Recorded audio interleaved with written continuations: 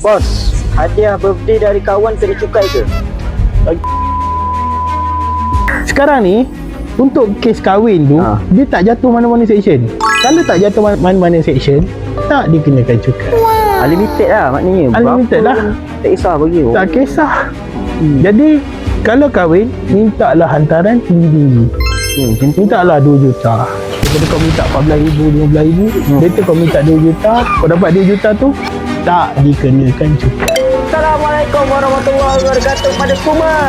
Okey, orang sekarang berada di dalam podcast paling depak, paling legend, paling talent, iaitu podcast Cukai. Bersama kita iaitu Bos Cukai. Bos, sini bos. Untuk hari ni kita buat podcast dalam kereta kita buat lain daripada yang lain. Alright. Okay, kat belakang tu ada cameraman kita Selalu dia kat belakang takbir. Hari ni dia ada kat bersama dengan kita sebab handphone kita letak depan. Jangan lupa kita hari ni bersama dengan Bos Cukai. Rancangan kita adalah podcast Cukai. Kenapa dalam kereta kali ni? Oh, hari ni kenapa dalam kereta? Sebab selalu podcast kita Bos tidur. Dia hari ni kita bagi dia tak tidur Okay Bos, kita teruskan soalan seterusnya yang hari tu. Okey, silakan.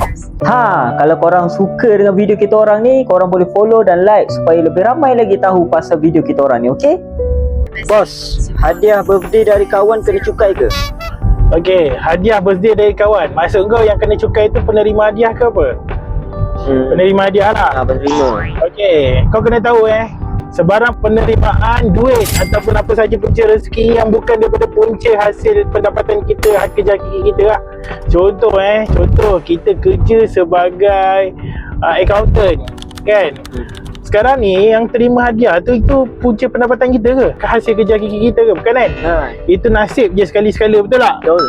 Kalau benda yang sekali-sekala dia tak jatuh mana-mana section, okey, jadi tak dikenakan cukai. Alright. Tag kawan yang korang selalu dapat hadiah mahal Korang dapat hadiah mahal, kontak kawan korang.